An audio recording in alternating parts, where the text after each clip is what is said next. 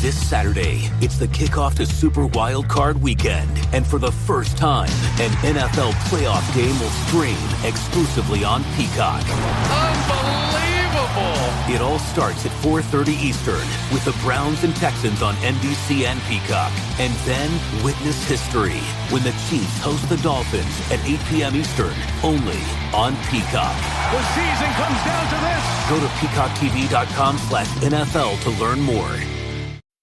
This episode is brought to you by Shady Brook Farms. If you're looking for ways to make mealtime healthier in the new year, make your favorite recipes with turkey from Shady Brook Farms. Take the pressure off, keep it simple and tasty without sacrificing flavor for nutrition. Whether you want a delicious sandwich or a post-workout protein, Shady Brook Farms turkey can do it all. Visit ShadyBrookFarms.com for recipe inspiration and to find retailers near you. Shady Brook Farms. Eat what you love. Start your wellness journey at Whole Foods Market, where it's Jumpstart January through the 16th. Stock up on supplements with some of the year's biggest savings. Plus, save on air-chilled organic boneless skinless chicken breasts, organic Honeycrisp apples, organic large Hass avocados, and more. And since Whole Foods Market is the only certified organic national grocer, it's easy to make them your wellness destination. Jumpstart your January now at Whole Foods Market. Hello and welcome to 1865 Nottingham Forest podcast, and well done for making it to Friday. It's Friday the 12th of January today, and that means it's time for our Friday 5. Well, we're bringing you the top 5 Nottingham Forest stories from this week. In a moment, we'll be hearing from Tom and from Ellie to talk about the top news from Forest this week. But first, it is over to Jamie Martin on the 1865 news desk to bring you the top 5 stories from Nottingham Forest this week.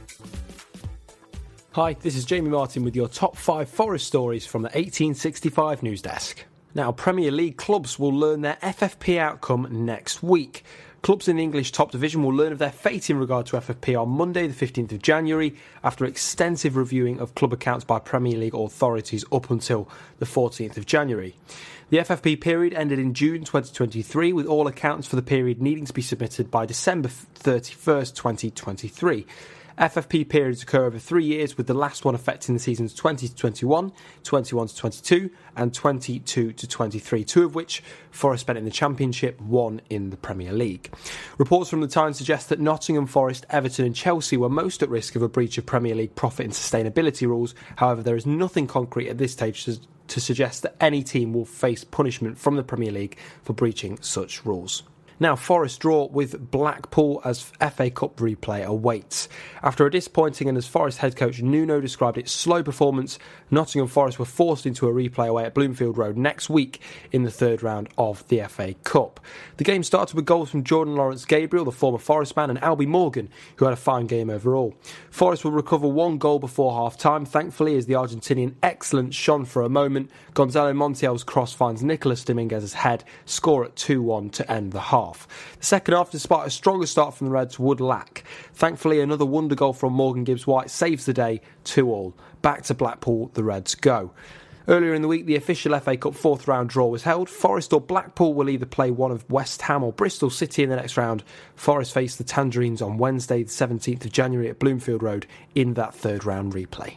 And now in transfer news, Rangers youngster is Forest's first signing of the winter. After an initial report from Pranav Shahani of Breaking Media, the announcement of Jamie Newton's arrival was somewhat less of a shock, with the youngster becoming the Reds' first signing of the winter.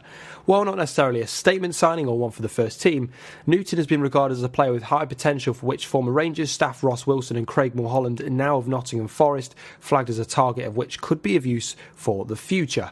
Jamie Newton signs for Nottingham Forest from Rangers for an undisclosed fee, joining Forest B team in the process.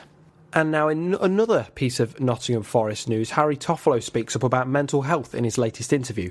Speaking to the excellent team at BBC Radio Nottingham Sports as part of the podcast Shut Up and Show More Football podcast, hosted by Colin Fray and David Jackson, Nottingham Forest defender Harry Toffolo spoke about his mental health and a betting scandal that he thought would end his career.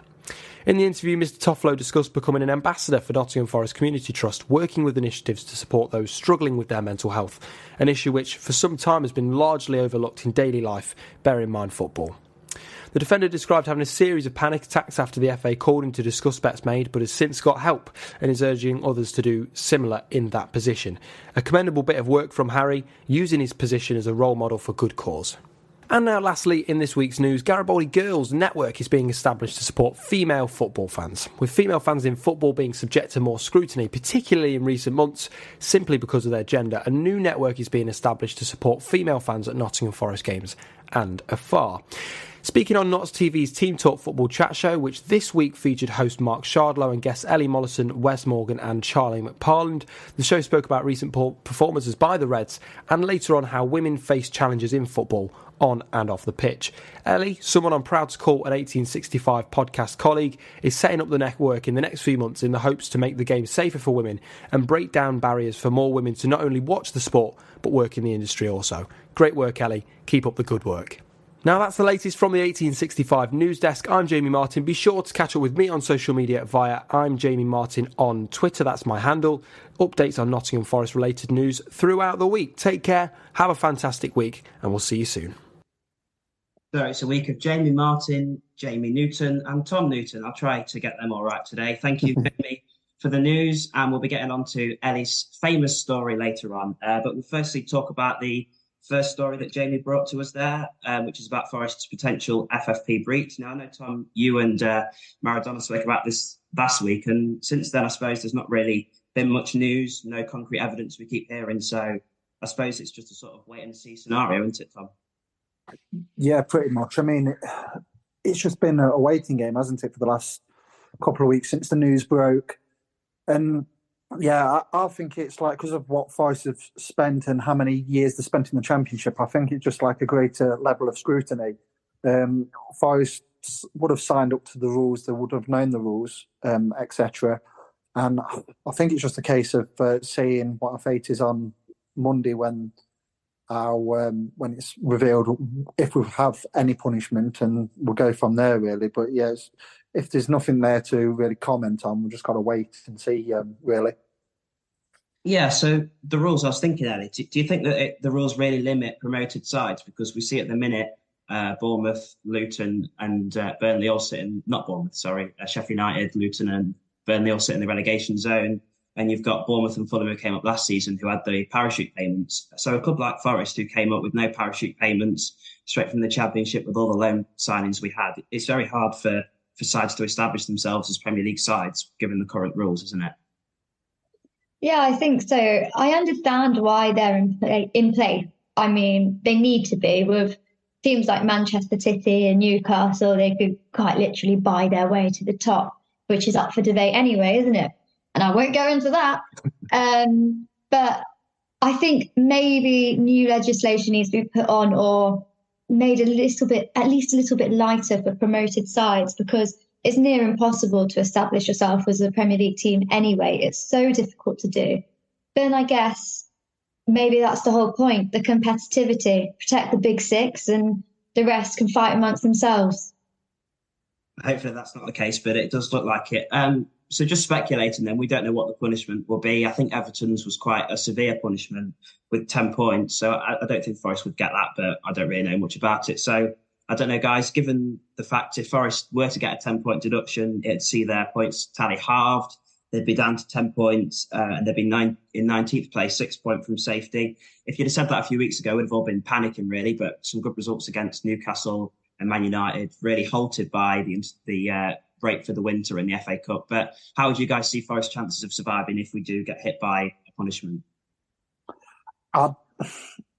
If it's that severe, if it's the same as Everton, I'll be more hopeful at this point than I was like in the last few weeks of Steve Cooper's tenure, where you didn't know when the next win was going to come from. And then when he did, well, for him, unfortunately, he got the sack. It was kind of, you had Bournemouth, then you had Newcastle and Man U after. And we've got 6 points out of possible 9. And we probably would have got something if the referee would have done his job properly against Bournemouth. So, yeah, I think that's worst case scenario. I don't think it's going to be as much as that. And I don't think it's going to be any point deduction, to be honest, because I think we would have heard a lot more about it. Because the Everton situation, you heard about that weeks before. Then when that dropped, it was 10 points, etc. I think we would have heard a lot more leading up to Monday. So I don't think it'd be a point deduction, but I'd be more hopeful of staying up with a deduction than I was if you asked me the same question about 3 or 4 weeks ago. Anything to add, Ellie? No, I think that I'm not as stressed at all. I don't think we're going to face any punishment. I'd be surprised if we were as silly, knowing that we got the spotlight on us signing 30 players in one season, that we were to make a mistake like that. So I'm perhaps naive, but I'm not worried about Monday at all. Let's hope that's the case then. Make sure you stay tuned on Monday to find out then on Forest social media. So we'll move on to the second story that Jamie mentioned then, which was the Blackpool game and eventual replay after the draw in the FA Cup. If you haven't listened to the match report, make sure you scroll down the feed and get listening to that. I believe it was Adam and Stephen that brought you that one. It was a disappointing game, I suppose, but it was a real smash and grab performance, wasn't it, from Blackpool, Tom? Because they had 3 shots on goal, scored 2 goals, and yet got a draw. So if you're a smaller club, I suppose, from League One, that's a performance you've got to try and hope for, isn't it, going to a place like the City Ground? Yeah, pretty much. They really competed. I think we knew from last season's FA Cup game that it wouldn't be easy, and they've still got like some decent players who have applied the trade at a decent level, i.e. Jordan Rhodes, etc. So I think Forest needed to get out the blocks quick and get an early goal, and it didn't happen. And I think it was a very pedestrian performance, especially first half an hour. Few players laboured and then realised, or 2-0 down here, we better sort ourselves out. And I think that goal just before half time by Nico Dominguez, I think that was crucial. And I think if that chance by Chris Wood when he got in and shot wide, I think if that goes in, I think we would have gone on to win that game. And I think because of they needed half time, Blackpool did, because we was in the ascendancy then. And then halfway through the second half when Morgan Gibbs-White hit that into the top bin. So I think, if we went in at 2-2, I think we would have won that game. But yeah, they didn't. And obviously it's made a nose up of Nuno's plans, because I think he had a schedule and everything because of this winter break. And now we've got to go up to Blackpool and have this replay. Yeah, just staying with the game, Elliot, a lot has been made about the atmosphere that was at the City Ground. And, it's nice to see new fans getting to go. I know someone that went to the game and is now going to the replay. It was her first game and now she's going to the second. So it's really good that these type of games can bring people that maybe don't get to go to the City Ground to the ground. But do you think maybe the sort of lack of atmosphere that maybe the season ticket holders that are normally there bring contributed on, reflected onto the pitch and made a sort of lacklustre performance? I think so, yeah. I think it is, like you say, brilliant. That's, for me, the way I see it is the whole point of FA Cup games in terms of fans' tickets. People who might not usually get the chance to go because we do have so many season ticket holders.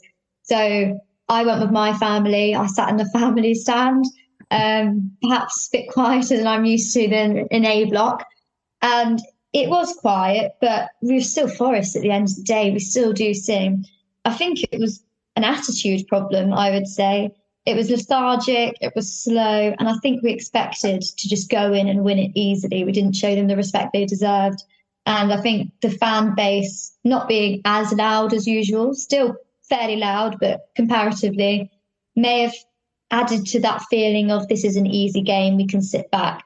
But that was not the case at all. And fair play to Blackpool. They did a good job, and I think the score was fair in the end based on the way we played.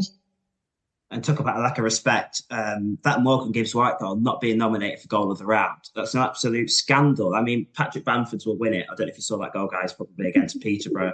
But the fact that Morgan's goal didn't get nominated, that is ridiculous, isn't it? I don't even know what others have been nominated. I think we've all seen Patrick Bamford's goal because that was absolutely ridiculous. But they always hate on Forest, don't they? They love to hate. And it's not run by the BBC. Well, I shouldn't have said that probably. Talking about the replay then, Tom, I don't know if are you guys going firstly to the replay?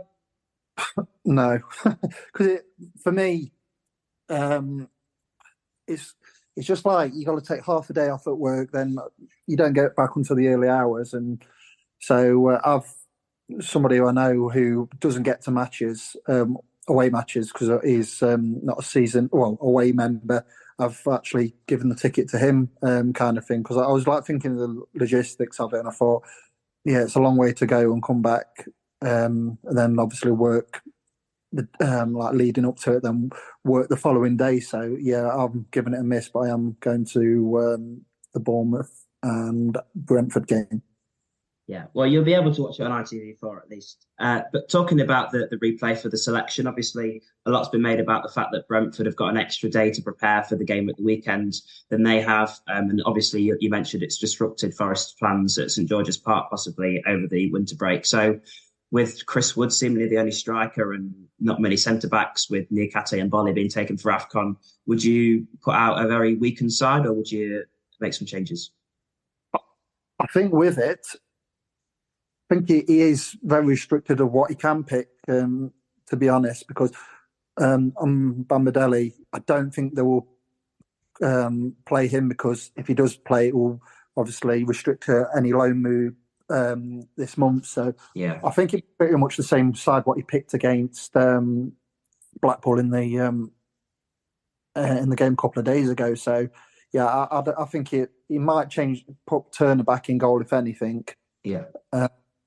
Yeah, I think he'd keep it pretty much the same enough, because I just think he's restricted to what he can do, to be honest, and everything. So yeah, I think it'd be pretty much the same, to be honest. And finally, I mentioned that I wanted to talk to you about this. So after the game, Nuno came out, and I'm just paraphrasing here, it's not probably what he exactly said, but basically unhappy about the fact that Forest have to have a replay, and perhaps wishing that the game could be settled on the day. Brentford's Thomas Franks also came out this week saying that. So what's your opinion on foreign managers coming in and slating the FA Cup and the most historic competition in the world? You know what? I selfishly agree with him, but I guarantee that if I was a Blackpool fan, I would be like, what is he on? I only say that because it's now a quick turnaround for me to figure out how on earth I can get to Blackpool when I work full time and don't know if I can get the time off. So that's me being selfish. But at the end of the day, if I'm trying to be, not biased, it's like you say, it's a historical cup. It's a brilliant cup. And if you don't come in and win it on the day, win it then. Don't make excuses. Don't complain about it. You face the consequences of your poor performance. So, I mean, don't get me wrong. I'm not one to slate Forest. It was slow, but we clearly have a lot of quality in that team.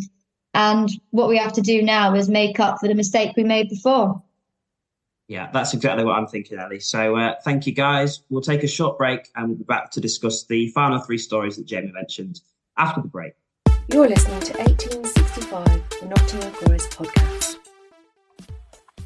For the 23-24 season, 1865 is sponsored by Green King Sports, where football is more than a game. Their venues are showing every televised Forest fixture over the course of the season, so instead of turning to the internet for a dodgy stream, get your mates together and get down to your local Green King pub and get closer to the action. They've launched the Green King Sports Instagram page, which will be home to fan content, deals and competitions throughout the season. They've already given away Champions League final tickets and signed shirts, so you don't want to miss out. Drop them a follow and you won't just be the first to know about all of this, you'll be helping us here at 1865, the Nottingham Forest podcast. Start your wellness journey at Whole Foods Market, where it's Jumpstart January through the 16th. Stock up on supplements with some of the year's biggest savings. Plus, save on air-chilled organic boneless skinless chicken breast, organic Honeycrisp apples, organic large Hass avocados, and more. And since Whole Foods Market is the only certified organic national grocer, it's easy to make them your wellness destination. Jumpstart your January now at Whole Foods Market.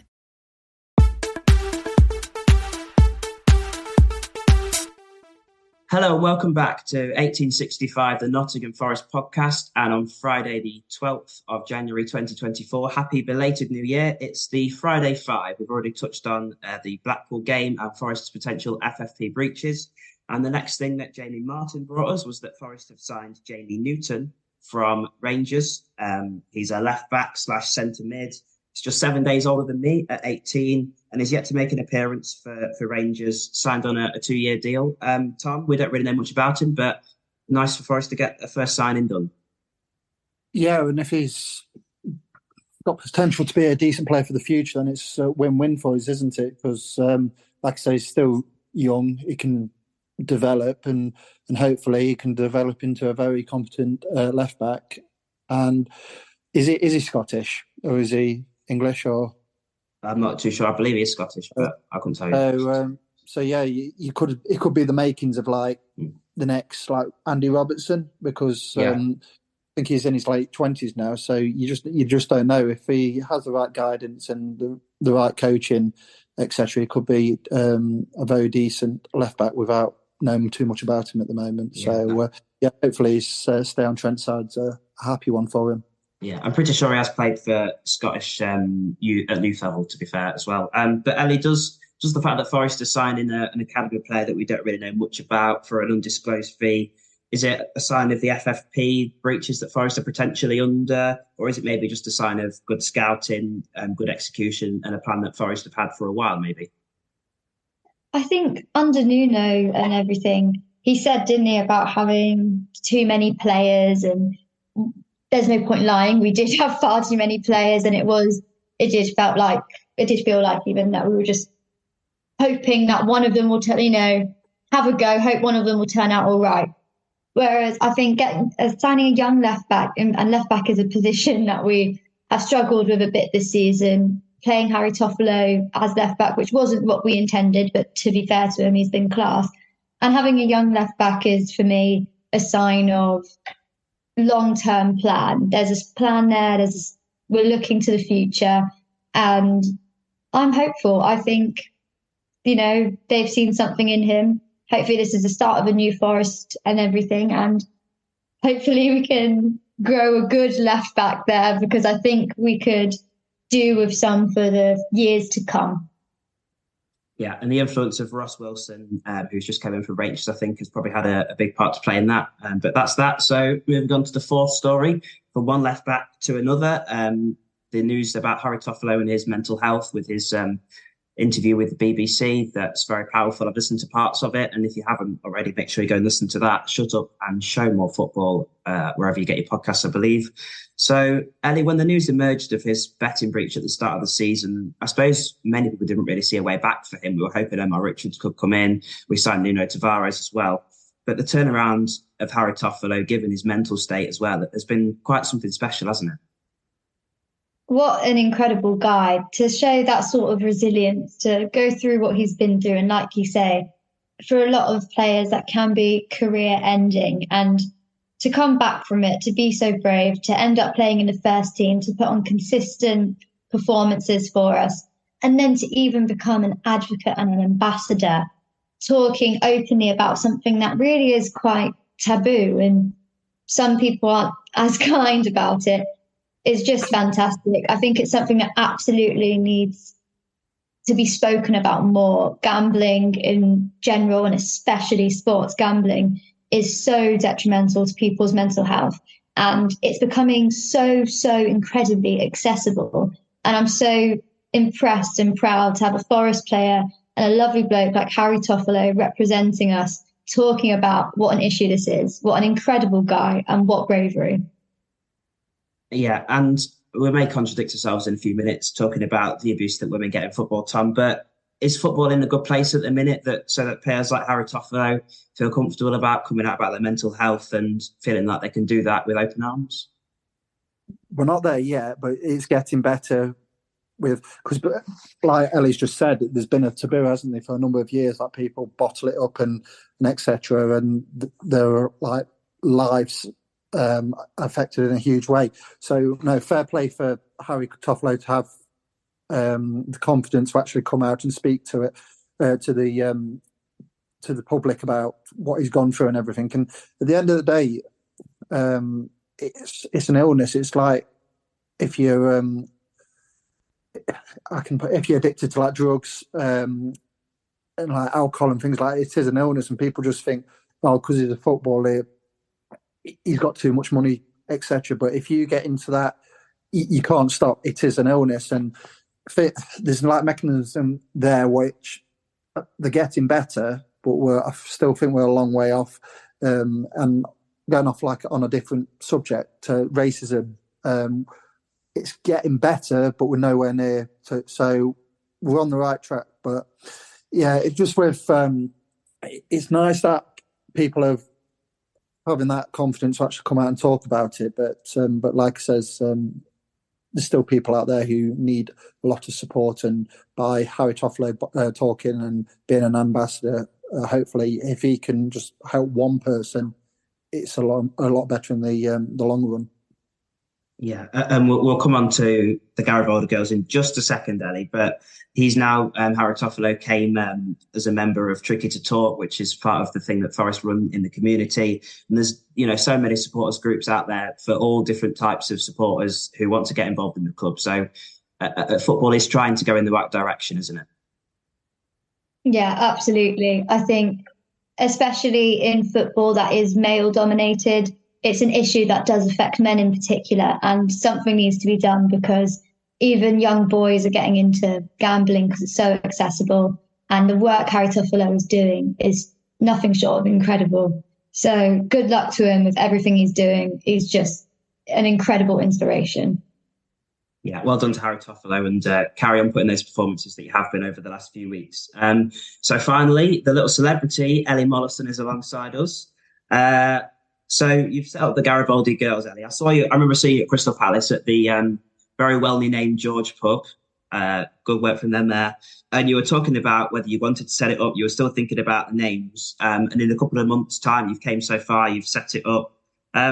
So what was your inspiration to set this up? I suppose it's probably quite simple, but do you want to talk to us about it?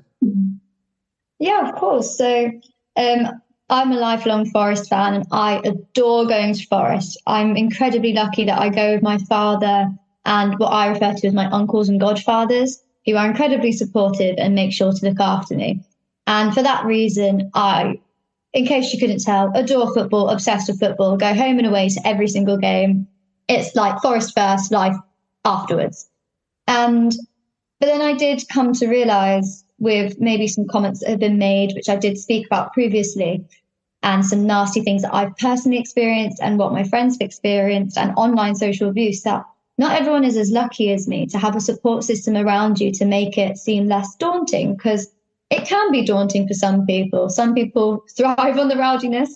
Some people might not like it so much. So I just really wanted to create a support group that is for women and for people who support the women's game, where it's just to build a nice community where if you don't know people at Forest, you can meet up. There'll be a place to meet up before the game, meet some new people, go to the ground and just have a good time. There's lots of exciting things that I'm planning, including merchandise, events, and even maybe a YouTube channel. But it's all in the works and there's plenty to look out for. We spoke about this pretty briefly there just then, Tom, but this thing that Ellie's setting up now alongside everything that's going on in the community at the minute, it does feel like football is becoming slowly a game for everyone. Yeah, and it has to be, because obviously it's on television, it's on phones, etc. But I mean, you two be too young to remember like the 90s and things like that, and it was very mainly male orientated, etc. And it is getting better. And since the Taylor report, it's been more inclusive for families and everything. And yeah, everybody says sports for everyone, but sports got to be seen to be doing something. And with like initiatives like this and everything to make people feel welcomed and inclusive at the City Ground and from any culture, background, religion, etc., then it's only a good thing moving forward. And you have seen a lot of women coming to football very recently, which is a brilliant thing, because I've been going to Forest with my grandparents since I was 8. And I remember, this is how I gauge it, when she used to go to the toilet, she walked straight in, and now she has to wait about 10 minutes for a queue. So that's Forest's sign to start doing some development. But I'll give you the last word, Ellie. Garibaldi Girls, how can the listeners find what you're doing and what do you plan to going forward? Yeah, so there is an Instagram account. I will be setting up a Twitter and an email. We're currently looking for volunteers who'd like to be involved with Garibaldi Girls. There's various roles and we're very flexible and we're here to help you. If you want to gain some experience in something, that's there as well. But you can look out for a merchandise launch. You can look out for a launch party, various events, and lots of news and announcements to come. But I just hope that give me your feedback on what you feel, what you'd like to see. I'm more than happy to hear it. I just want this to be a safe space for everybody. Perfect. I think that's a good place to leave it. Thank you, Ellie, for everything you're doing for fans. Thank you, Ellie and Tom, for joining us. Make sure you follow 1865 on Facebook, Instagram, X, TikTok, everywhere that you can find us. And make sure you keep listening, 1865.football, all the links. Our next episode will be out on Monday. We'll be doing a 2023 review, so make sure you keep your eyes out for that. But until then, happy Friday, have a brilliant weekend, and we'll be with you next week. Goodbye.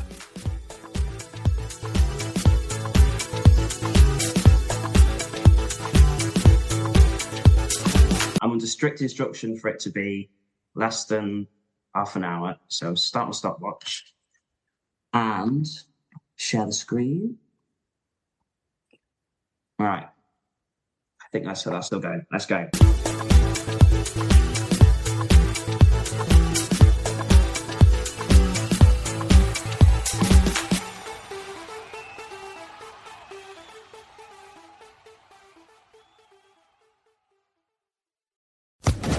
Social Podcast Network.